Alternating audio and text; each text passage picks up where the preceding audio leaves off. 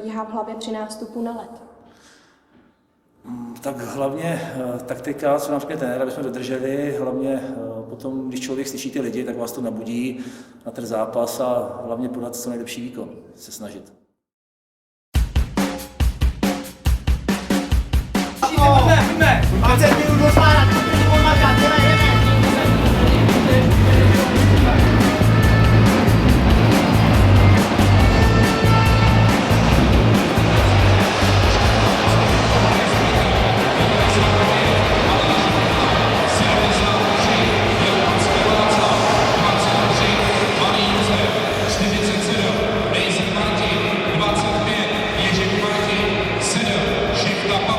88 Šafránek David a 95 Balášek Milan.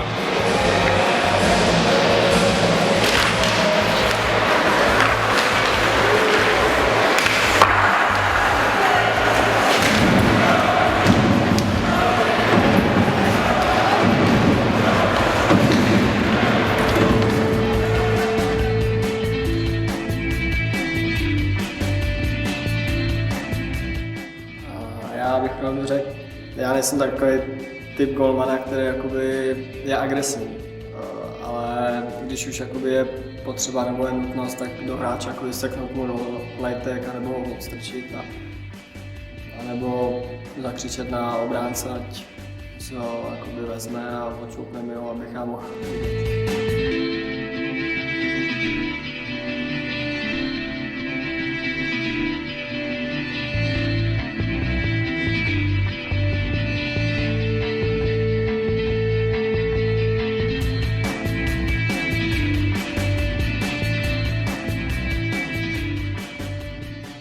Máte nějaký předzápasový rituál? Obouvám si vždycky pravou brusli jako první. Mám jich víc, takže nevím, si oblíkání výstroje třeba z jedné strany. Po každý třetí si dávám čokoládu.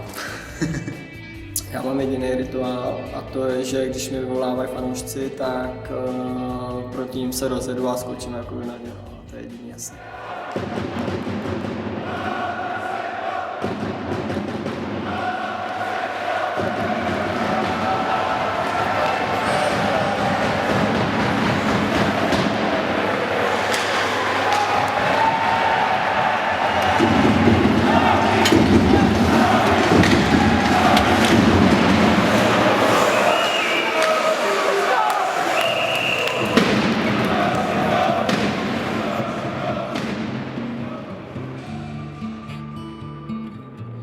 Tak pro mě momentálně v dané situaci fanění život. Prostě pro fanění není prostě udělám si třeba já konkrétně a znám i pár lidí dovolenou v práci, aby mohli jít fandit kozlům. Je to prostě pro ně život. Pro mě taky, pro spoustu lidí dalších taky.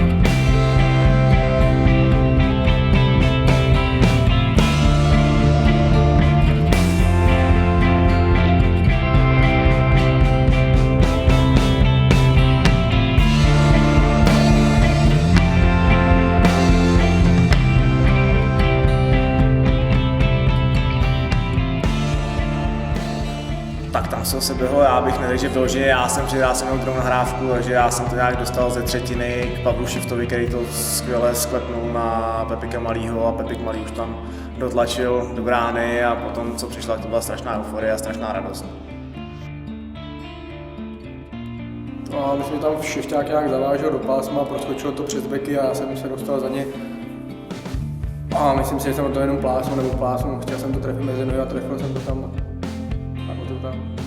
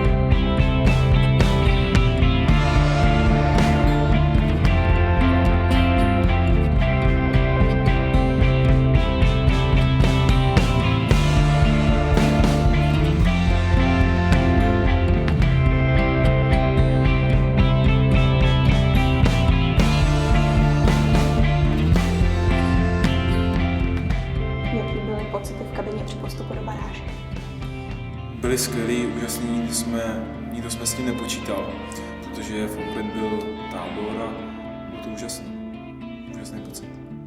No, je to výborný pocit, hlavně kvůli lidem a kvůli nám, že jsme něco prostě dokázali. Myslím si, že to je perfektní pocit. Neuvěřitelný. Mně se to stalo jako poprvé a já jsem na to strašně rád. Já jsem byl šťastný, já jsem si to užíval, opravdu. No tak kladný vždycky, jo. Jakmile se vyhraje, tak je to paráda, ta kabina si to užívá, jenom víc takový zážitek.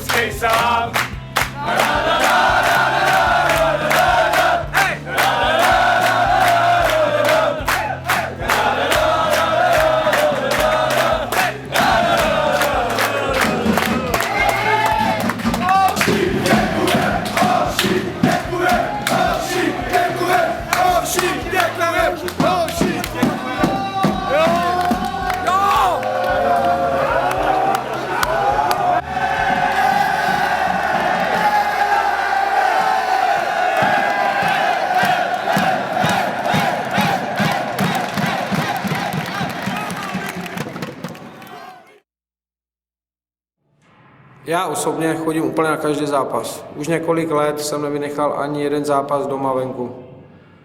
Protože vím, že kluci to hrajou popři práci, stejně jako já chodím popři práci na ty zápasy fandit.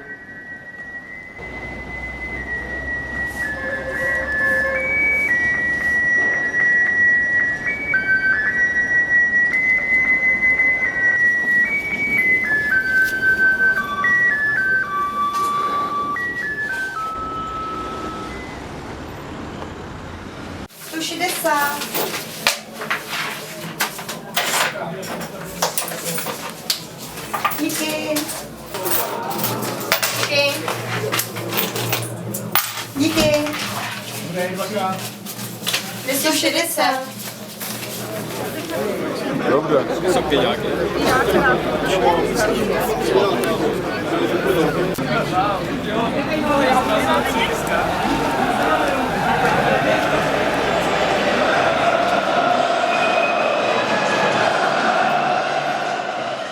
Jaký zápas byl pro tebe osobně nejtěžší, s jakým týmem? Já bych řekl, že když vynechám playoff, tak kdybych zaměřil na baráž, tak určitě s Prostějovem. Myslím, že to byl asi ten první zápas s Prostějovem. A vlastně i podobný byl v Prostějově, kde byla super atmosféra. Tady u nás převažovali naši fanoušci, tam u nich teda jejich a bylo to super, dvakrát jsme vyhráli a bylo to úžasné utkání.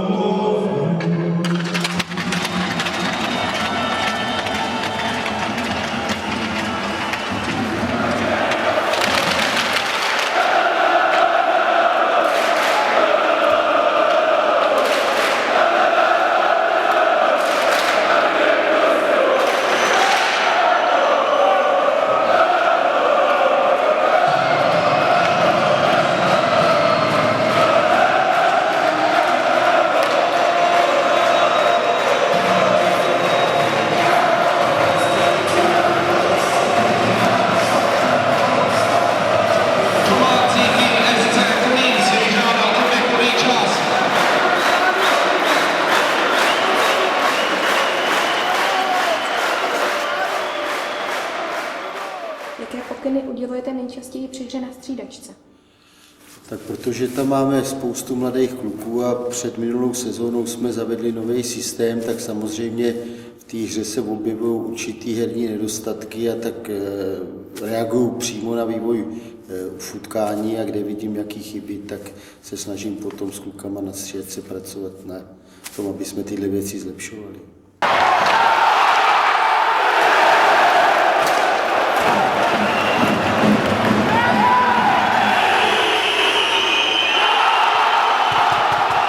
Branku hostujícího týmu LHK Jestřáby Prostějov střídí hráč číslo 48 Belaj Martin. Stav utkání 2-2. Pobuli, vám tam nemůžou takhle odjet. Nemůžou. Ale my nemůžeme hrát nahoru dolů bláznivý hokej. Že se tam chceme někde zviditelňovat. My zase musíme hrát všichni pro to mužstvo. Jo, a pro mužstvo je, že mám půl před sebou. Nemůžeme se dostat nějaké podtlak ve třetině, jo, a najednou volná hokejka střílí, ty hole musíme mít rozebraný. I ty útočníci, prostě musíme to mít všechno rozebraný.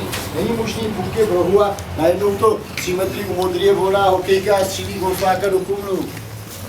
Prostě to musíme mít všechno tohleto obsazený, jo? Pojďte, udržíme to, ale my se tam to týmu, ne?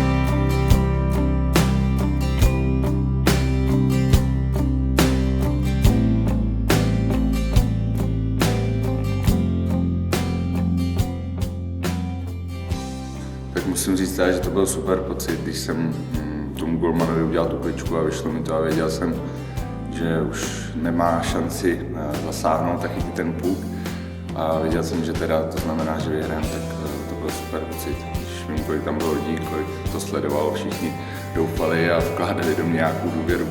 Na jednu stranu asi, kdyby se to nepovedlo, tak ten pocit by byl takový hodně hořký, no, že jsem zklamal, že jsem dostal důvěru a zklamal jsem.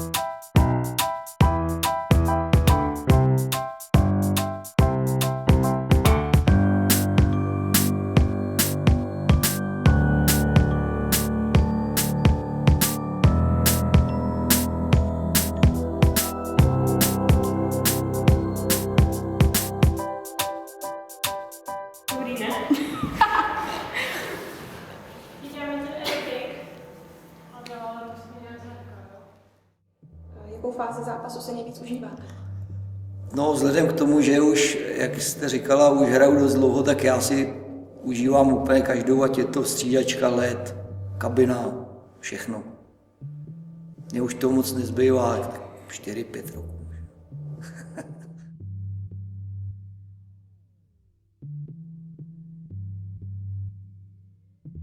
Jak si užíváte zápasy za kozly?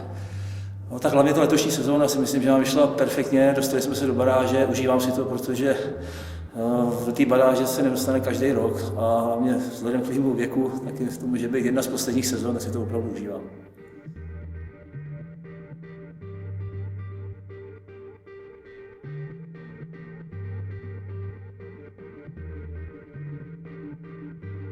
Tak při zápase myslím asi na hokej hlavně, soustředit se na každou věc, udělat všechno poctivě a pořádně, neodfláknout to, abych to nestálo nějakou chybu.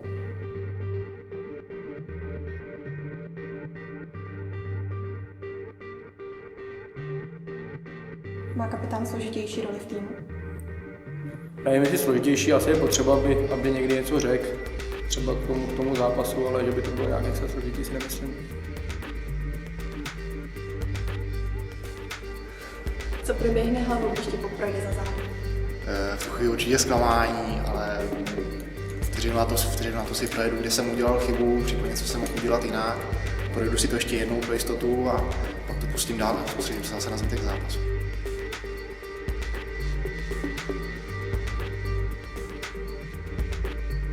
Prozradíš nám recept na góly?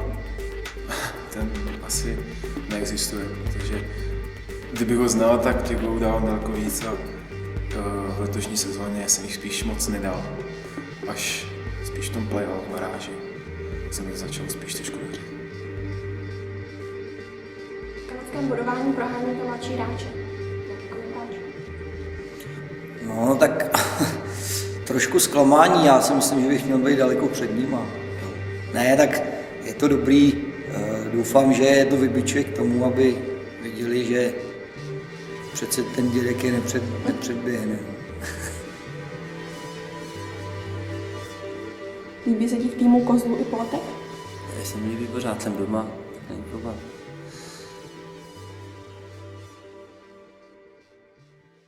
Čekal jste na začátku sezóny takový úspěch týmu? Takhle velký úspěch týmu jsem nečekal. Původně jsme před sezónou čekali s tím, že se dostaneme co nejdál v play-off, což mužstvo splnilo na 200% účastí v baráži a tohle to všechno je nadstavba, takže jsme maximálně spokojení. Jak hodnotíte letošní sezónu? Tak my jsme před letošní sezónou deklarovali, že bychom znova chtěli posunout ten hokej o kousíček vejš, než kam jsme došli minulou sezónu a myslím si, že takovou prací všech nás dohromady, ať už funkcionářů a hráčů a i trenérů, že se nám to podařilo zase o kousek posunout dál. Tak vždycky je co zlepšovat, určitě chceme jít dál, speciálně kolem sportu, tam prostě hotovo není nikdy. Sportovec se nesmí zastavit, to by byla cesta do pekel, takže myslím si, že pořád je co zlepšovat, ale samozřejmě spokojení jsme, splnili jsme nějaký cíl, dokonce jsme ho jednoznačně překročili, utáhli jsme to finančně, utáhli jsme to organizačně, všichni ve zdraví, takže navíc ty bezvadní diváci. Jediný, co nám opravdu trošičku chybí, máme slušnou podporu od sponzorů, za to jim chci samozřejmě poděkovat, bez nich by to nešlo, to je bezvadný. Máme velkou podporu diváků, ta kulisa je bezvadná a akorát co trošičku nám ještě chybí, tak samotný zájem města, respektive tedy vedení města, protože pořád máme maličko pocit, že jsme jakoby na okraji zájmu a musíme si teda v uvozovkách o to živobytí opravdu tvrdě bojovat.